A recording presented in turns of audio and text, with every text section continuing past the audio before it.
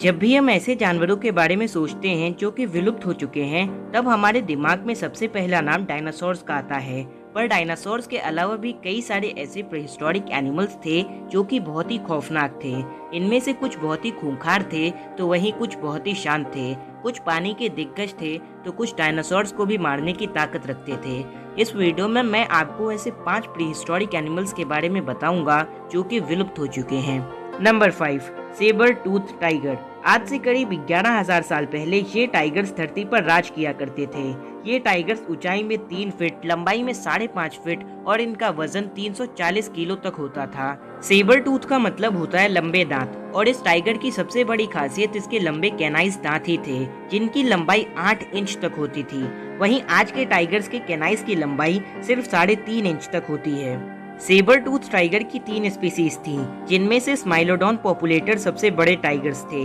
स्माइलोडॉन mainly North and South America में रहते थे, क्योंकि साइंटिस्ट को इनके कई सारे फॉसिल्स कैलिफोर्निया में मिले हैं। क्लाइमेट चेंज और ह्यूमंस के द्वारा हंट किए जाने की वजह से ये टाइगर्स आज से 10,000 साल पहले पृथ्वी से विलुप्त हो गए थे। Number 4, woolly mammoth. मैमथ का मतलब होता है विशाल, और अपने नाम की तरह ही ये जानवर बहुत ही विशाल था।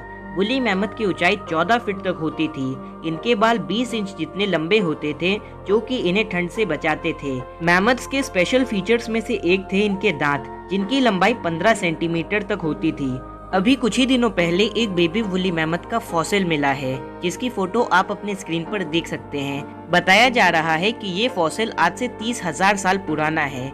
अगर बात करें मैमथ के एक्सटिंक्शन की, तो साइंटिस्ट आज तक ये नहीं पता लगा पाए हैं कि मैमथ के एक्सटिंक्शन की असली वजह क्या थी। पर साइंटिस्ट का ये मानना है कि वुली मैमथ आइस एज और ह्यूमंस द्वारा बहुत ज्यादा हंट किए जाने की वजह से एक्सटिंक्ट हो गए। नंबर 3, जाइगेंटोपेथिकस। इस जीव के बारे में वैज्ञानिकों को सबसे पहले 1935 में पता चला था, जब एक साइंटिस्ट ने हांगकांग की एक मेडिसिन शॉप में इसके जॉबोन को देखा था, जहां पर इसे ड्रैगन्स टूथ कहकर बेचा जा रहा था। ऑन एन एवरेज एक मेल जाइगेंटोपेथिकस 12 फीट लंबा होता है और 540 किलो जितना वजनी होता है, और उसके बाल डार्क कलर के होते हैं। वहीं पर फीमेल जाइगेंटोपेथिकस 9.8 फीट लंबी, 450 किलो जितनी वजनी, और उसके शरीर पर ऑरेंज कलर के बाल होते थे। जाइगेंटोपेथिकस आज के ओरांगुटान के वंशज थे। ये क्रिएचर्स 6 से 9 मिलियन साल तक चाइना के ट्रॉपिकल रेन फॉरेस्ट में रहा करते थे, पर 1 लाख साल पहले आइस एज की शुरुआत में ये जीव विलुप्त हो गए।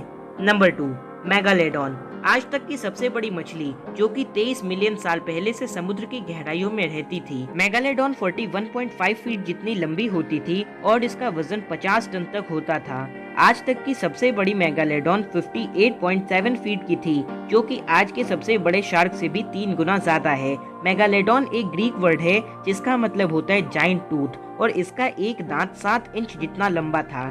इसके अलावा मेगालेडॉन का मुंह 10 फीट जितना लंबा होता था। इस फोटो से आप अंदाजा लगा सकते हैं कि मेगालेडॉन का मुंह कितना बड़ा होता था। उस समय क्लाइमेट चेंज के कारण ओशियन का टेम्परेचर भी बदलने लगा, जिसकी वजह से ओशियन में रहने वाली कई मछलियां मर गई और मेगालेडॉन को खाने की कमी होने लगी। इसी कारण की वजह से आज से करीब 2.6 मिलियन ईयर्स पहले मेगालेडॉन विलुप्त हो गई। नंबर 1, टाइटैनोबोआ। अब बात करेंगे आज तक के सबसे बड़े स्नेक टाइटैनोबोआ की। ये स्नेक आज से 60 मिलियन साल पहले से पृथ्वी पर रहते थे। टाइटैनोबोआ सबसे पहले 2009 में डिस्कवर हुए थे। इसकी डिस्कवरी के 5 साल बाद कोलंबिया में 30 टाइटैनोबोआस के फॉसिल्स मिले थे।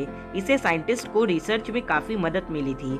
टाइटैनोबोआस 50 फीट जितने लंबे होते थे और 3 फीट जितने चौड़े होते थे, और इनका वजन 1 टन तक होता था, जो कि आज के एनाकोंडास से 3 गुना ज्यादा है। टाइटैनोबोआस साउथ अमेरिका में रहते थे और इनके फॉसिल्स पेरू एंड कोलंबिया में भी मिले हैं। अगर बात करें इसके एक्सटेंशन की, तो टाइटैनोबोआस के एक्सटेंशन का मेन कारण क्लाइमेट चेंज ही था। इस लिस्ट में जितने भी जानवर हैं, उनमें से ज्यादातर क्लाइमेट चेंज और आइस एज की वजह से विलुप्त हुए हैं। ऐसा इसलिए क्योंकि ये दोनों ऐसी एक्सट्रीम सिचुएशंस होती हैं जिनमें कई सारे जानवर और प्लांट्स मर जाते हैं, जिनका असर बड़े जानवरों पर भी पड़ता है, क्योंकि उन्हें खाने की कमी होने लगती है और नतीजन वो भी विलुप्त हो जाते हैं। फॉर एग्जाम्पल, अगर पेड़ ही नहीं रहेंगे तो उन्हें खाने वाले शाकाहारी जानवर भी नहीं रहेंगे, और अगर शाकाहारी जानवर ही नहीं रहेंगे तो उन्हें खाने वाले मांसाहारी जानवर भी नहीं रहेंगे, जिसकी वजह से मांसाहारी जानवर भी विलुप्त हो जाएंगे।